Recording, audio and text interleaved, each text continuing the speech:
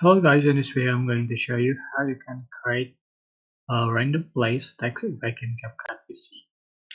So to the point, go to library and I'm going to select black screen, select text to add the text.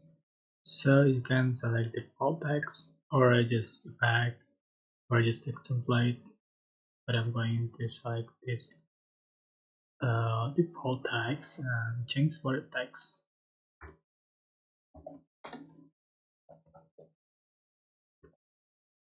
And you can resize, you can change for the font style, you can change for the color. You can select the white color and for the scale.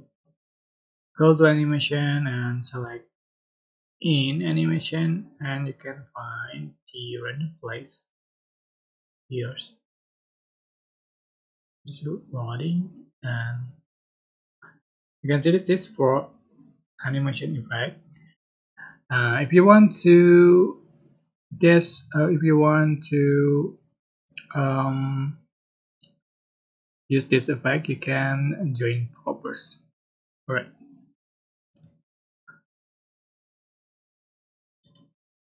you can change for the duration. Go.